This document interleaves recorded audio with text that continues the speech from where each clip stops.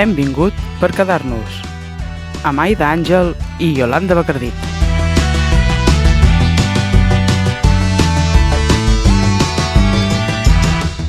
Us donem la benvinguda al penúltim programa de la temporada de l'Hem vingut per quedar-nos. Un programa 100% dedicat als equips femenins i les esportistes de Catalunya.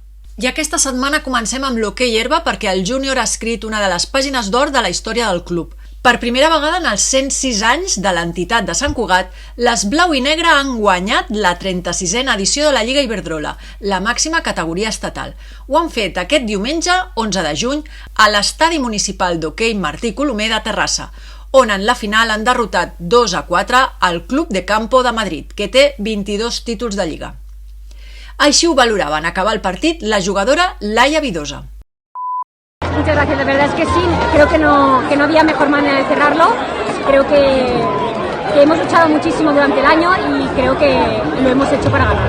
Sí, la verdad es que llevamos muchos años luchando, trabajando y al final pues mira, por primera vez la tenemos y estamos súper felices. Ha sido una suerte poder cerrarlo aquí con la familia, con la afición, la verdad es que toda esta afición ha sido increíble, los hemos tenido todos los partidos y ha sido una suerte poder compartirlo con ellos.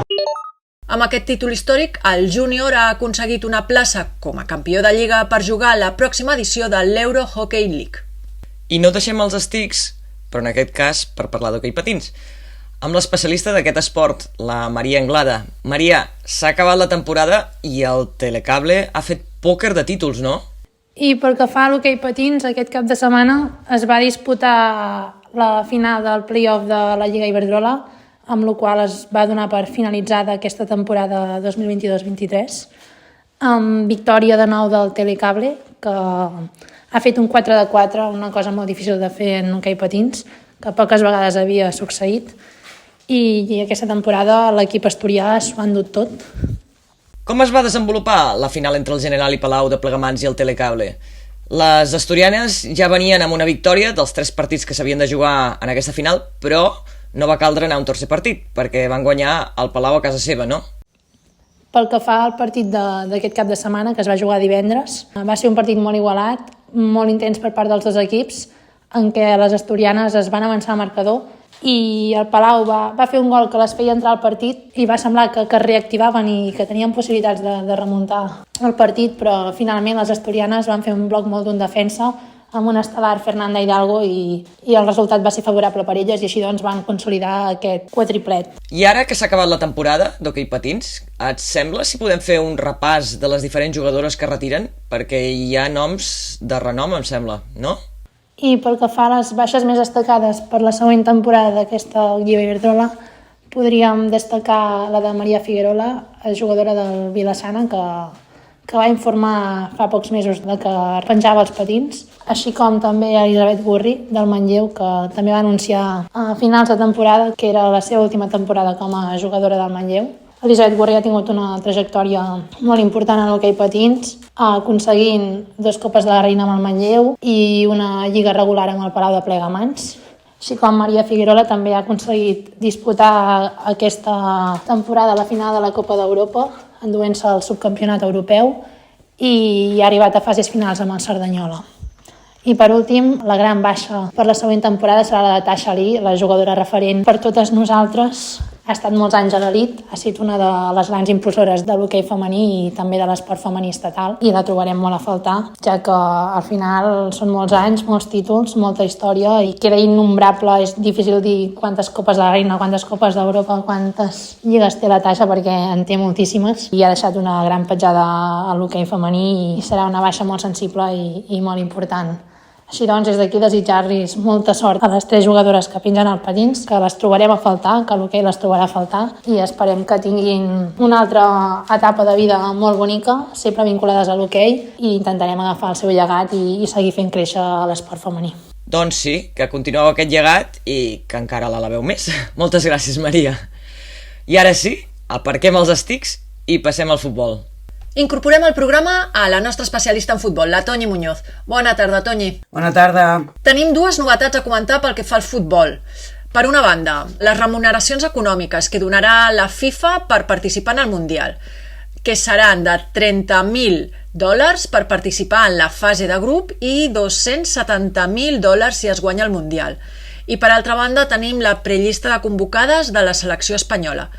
Si us sembla, comentem primer el tema FIFA i després ja entrem en matèria amb la selecció, que segur que ens allarguem més. D'acord. El president de la FIFA, Gianni Infantino, va anunciar que en el Mundial 2023 les jugadores podran tenir una remuneració d'acord amb l'esforç que suposa jugar al Mundial. El salari mig d'una futbolista a nivell mundial és de $14.000, per tant, estaríem parlant que cada futbolista pot guanyar en 13 dies el doble que en un any. I, a més, aquesta xifra triplica les remuneracions del darrer Mundial femení. És un pas endavant important. Sí. És un pas endavant important. En el Mundial de Qatar, la FIFA pagava com a molt $370.000 per jugadors.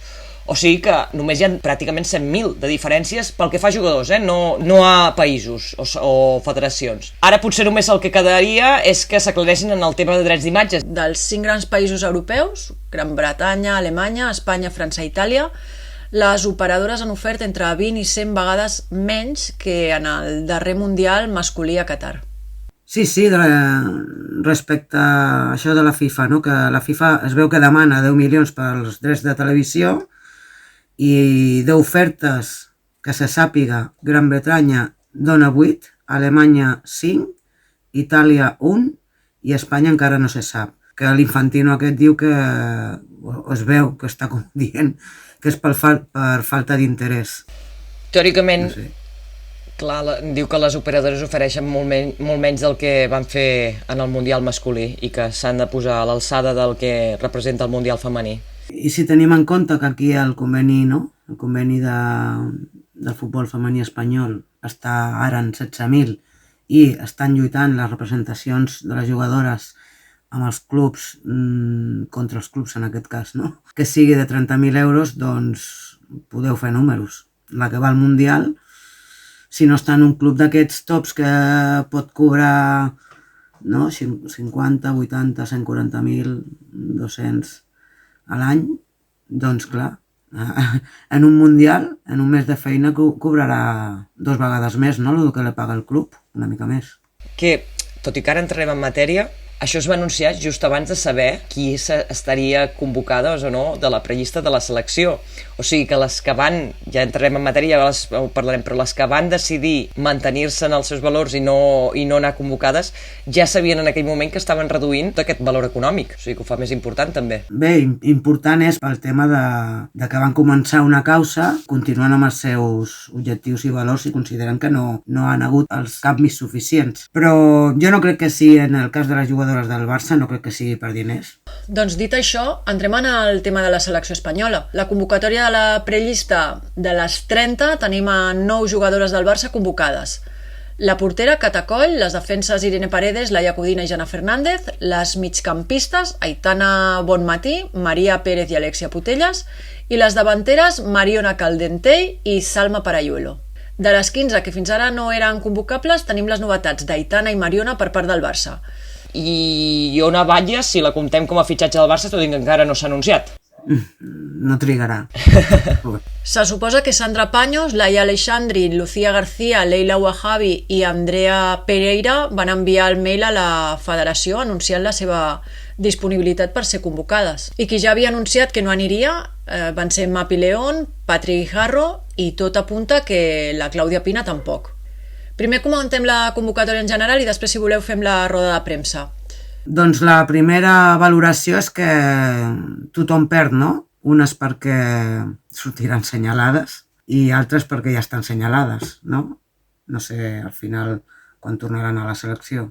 Potser de la convocatòria era més previsible la reincorporació tant de l'Aitana com de l'Alexia, tot i que l'Alexia encara no està amb les millors facultats físiques.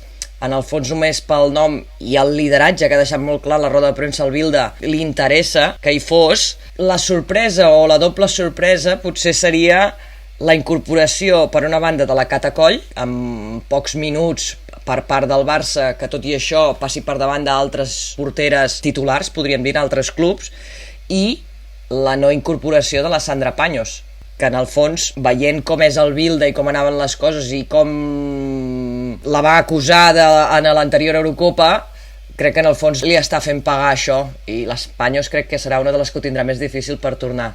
A banda, les que se suposa que li han estat fidels tampoc les pot deixar de banda així de cop i volta, perquè ara de cop aquestes 15 o 7 de les 15 vulguin tornar. Llavors aquí ha fet com un sí, em quedo amb les millors, però ja està, perquè amb les altres són les que he estat jugant durant aquest temps i em responen. Crec que una mica la valoració per mi seria aquesta. Sí, va per aquí. Vagi per davant, que totes les jugadores que ha convocat són bones jugadores, molt bones. Però jo crec que falten algunes de les millors jugadores de la Lliga Espanyola, no? O espanyoles. Però el de la Paños és que està clar que la Missa és la seva portera, que sí que s'ho mereix, però no convocar la Cata abans que la Paños, la Cata sortint d'una lesió amb 105 minuts jugats a la temporada, no? Després de fer-li enviar el mail o aquesta reunió de tu què, saps? Home, és una mica dur, no? El tema de la Paños. Jo crec que era un dels casos més previsibles, eh? De fet, fora de programa ho havíem comentat alguna vegada, sí. Que no per enviar el mail les 15 tenien garantit tornar. No. Perquè és que també és lògica, des de l'altra banda, en plan, home, no has estat durant tot aquest temps i ara m'envies un mail i vols que et convoqui? També ho entenc, aquesta part. Amb la Paños igual és que ha fet el que no s'ha atrevit a fer amb la Ona, amb la Aitana i amb la Mariona, no? Perquè al final, com ell ja té la seva portera i ja li va oferir lealtat, no? I a més, ha de fer una mica com de barreja, no?, entre el que ha pregonat tota aquesta temporada en les convocatòries i intentar solucionar el problema, que ell diu que està resolt. Doncs ja que ho has mencionat, quines són les suposades millores que hi ha hagut? No ho sabem del cert, però per lo que deixen anar, en principi les millores que entenem que s'han produït són, per exemple, els amistosos, que l'any passat van ser 2, crec, i aquest any un més, l'últim contra el Vietnam. El tema dels desplaçaments, no?, que van fer aquesta aproximació a Austràlia a la finestra de l'abril, no? El tema de l'estaf, no sabem concretament què, igual, no sé, si abans eren 15 d'estaf, ara són 20 i pico, ha dit ella a la roda de premsa, no sé. I després la conciliació. La conciliació aquesta que tenim entès que donaran 15.000 euros per família per poder desplaçar-se a Austràlia, però el bitllet d'avió l'han de demanar a la federació, o sigui que ho gestiona la federació, i després que, clar, de tot això que paga la federació, dels premis del Mundial a nivell que dona a cada federació per jugar a la fase de grups... La FIFA. La FIFA, sí. Els premis que dona la FIFA. Abans hem parlat de premis a les jugadores, no? De 30.000 euros per jugadora. Que donava la FIFA? Doncs la FIFA dona a cada federació per la fase de grups 1.560.000 euros i ja si guanyes 2.610.000 euros. Suposo que d'aquí algú quedarà per pagar de la conciliació. Sí. I el que no s'ha complert, que jo crec de les reivindicacions, perquè és una evidència que aquest home no té empatia, ni sap gestionar un vestidor, ni ja... Bueno, jo ja vaig començar a dubtar, no?, després del partit d'Anglaterra, el tema de les decisions tècniques, tàctiques, és la continuïtat del Bilda. Això no s'ha complert, perquè continua. O sigui, la no continuïtat del Bilda no s'ha complert perquè continua i està renovat per 2 anys més, no? Però això la federació ho va deixar clar des del minut 0, que la seva posició no estava en dubte. Ja, per això no aniríem enlloc. O sigui, si aquesta és una de les reivindicacions i algú considera que aquest home no va de cara o que no sap gestionar o que acusa la Paños per un error quan s'equivoca a les alineacions o als canvis li dona la volta, clar, jo ho puc entendre com a jugadora, no? I què tal la roda de premsa? Bilda deixant clar que volia parlar només de les convocades? I posant molt d'èmfasi que Espanya a nivell mundial, de nivell rànquing, porta 2 anys seguit en el número 6, que fins ara no s'havia aconseguit, i que això les ha permès ser cap de grup. No ha especificat fins quin era l'objectiu de la selecció, sí. Si guanyar o no el Mundial, no ho ha especificat, només ha dit que anava partit a partit i guanyar tot. Sí, ha contestat clarament, ha respost clarament a la pregunta quins són els objectius ha contestat clarament: vamos a ir a ganar cada partido, tenemos muchas ganas de llegar lejos. Però això no és contestar. I saldremos a competir. No, clar, no és contestar perquè només faltaria que no anéssim a competir. Saps? Clar, evidentment, però no ha dit que l'objectiu era guanyar el Mundial, ha dit que anava partit a partit i arribar el més lluny possible. Per mi és preparar-se per on caure i que sigui on sigui ja s'hagi aconseguit un èxit. Sí, ja s'ha aconseguit. Allò que van comentar un programa de que per anar a les Olimpiades has de quedar primer o segon del Mundial anterior i després cada confederació pot enviar el seu campió. Clar, aquí a Espanya no ha sigut ni campió d'Europa o ha de quedar primer o segon del Mundial per anar als Jocs Olímpics. Doncs ja, ells ja sabien que hi havia la National League per aquest any, que començarà al setembre, i el primer i segon de la National League em sembla que també va als Jocs Olímpics. Tot això ja ho tenen previst i preparat. De fet, a la roda de premsa ho ha anunciat, el tema calendari, que hi havia al setembre hi havia això, i també ho posava com a cita important. Bé, ha deixat clar que el conflicte està resolt o gairebé resolt. Si ell considera que no portar-se a la millor portera, a la millor pivot i a la millor central espanyola és que està resolt el problema, doncs està resolt per ell, no? No hi ha... A veure, després també algú podrà dir, bueno, estadísticament la missa té el promedi aquest, no sé què. Vale. Ja no poso la millor portera, posem-hi una de les dues millors porteres. Vale? Si és per estadística, però la Panyo s'ha guanyat una Champions. Acaba de guanyar-la. Però millor per ella, Sí. Jo ja et dic, millor per ella que ja, saps, que trenqui ja i que es doni compte de que ja no compta per ell. I no és per motius esportius. A mi el que em preocupa és que tot això no pugui afectar després a cara al vestidor del Barça. Sí, ja ho he pensat jo també. Jo crec que han tingut molt de temps per pensar-ho tot això i que les declaracions han sigut molt discretes entre totes i vull pensar, de fet crec, que ho sabran separar. Que no siguin tan empàtiques en el vestidor de la selecció, m'ho crec, en grup. Però en el vestidor del Barça jo crec que em costaria entendre-ho. Però en el fons, un punt personal, vulguis que no, sí que durant tot aquest temps totes van estar dient que era una decisió individual, que cada una prendria i que en el fons s'acceptaria. Però, clar, jo per exemple no estic en el vestidor del Barça, em costa entendre que amb aquestes millores alguna de les jugadores que havien firmat no anar-hi al final acceptin anar-hi. Ja entenc que és un mundial i que costa renunciar a tota la visibilitat i el prestigi que et dona, però per mi els valors estan com per sobre d'això.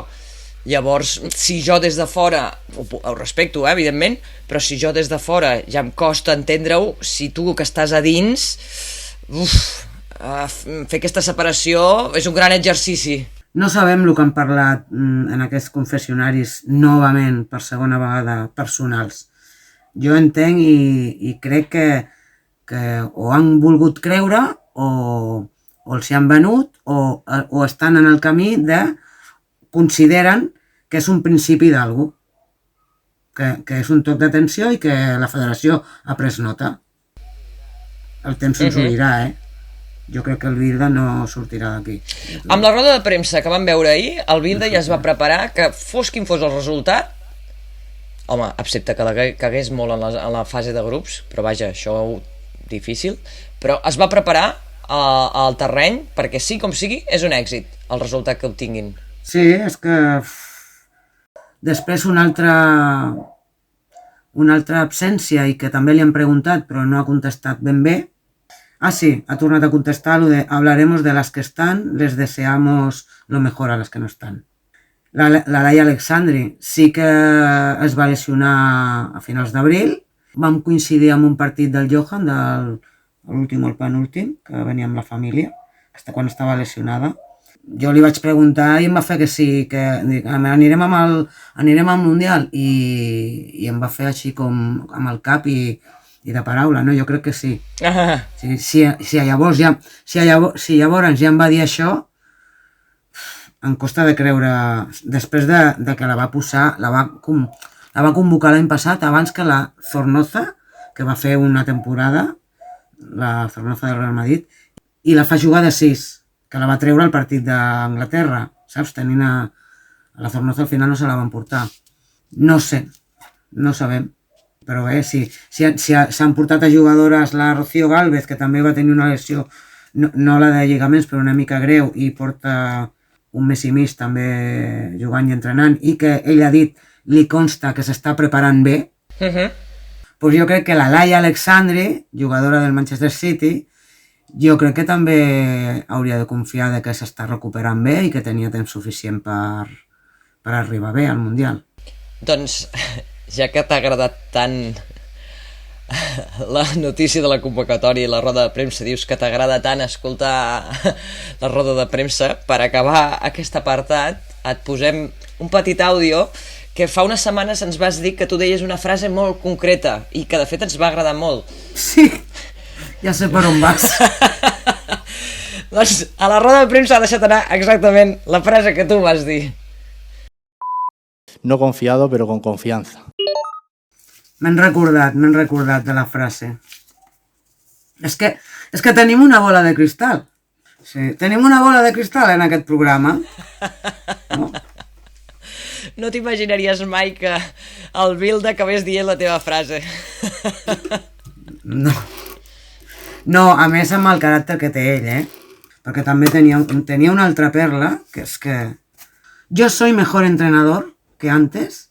Clar, el yo soy és una afirmació, dic, bueno, jo intento ser millor entrenador que abans, però el yo soy, és que, bueno, no sé, això ja anirà a caràcters, però...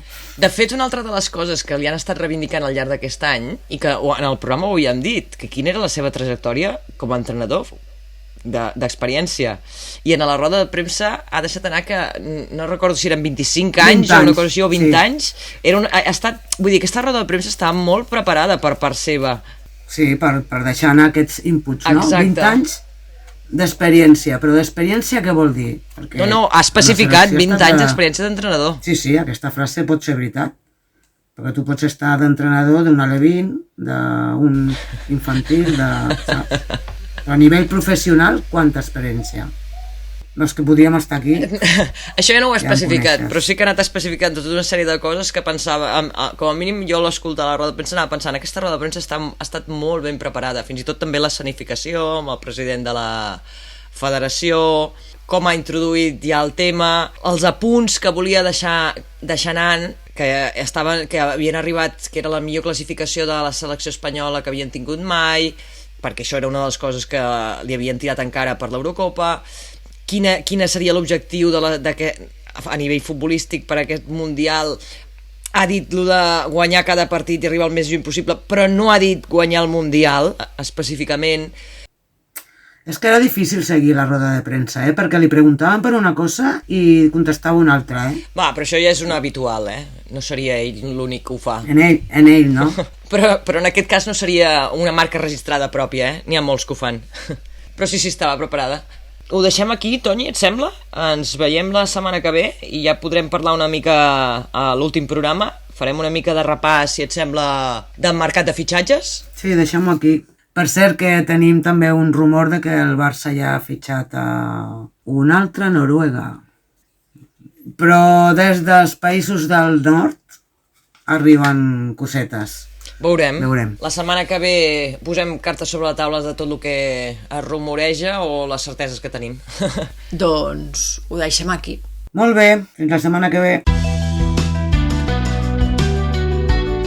Doncs això és el que ha donat de si el penúltim programa de la temporada de la primera temporada de l'Hem vingut per quedar-nos. Hem fet el programa Maria Pons, a la música i veus, Maria Anglada com a especialista d'hoquei patins, Toni Muñoz com a especialista de futbol i qui us hem parlat, Aida Àngel i Yolanda Bacardit. Gràcies també als serveis tècnics de Ràdio Mollet. Tots els programes els podeu trobar a les principals plataformes de podcast i al web hemvingutxquedarnos.com. I ens podeu seguir a Twitter, Instagram, YouTube i TikTok amb l'usuari @xquedarnos.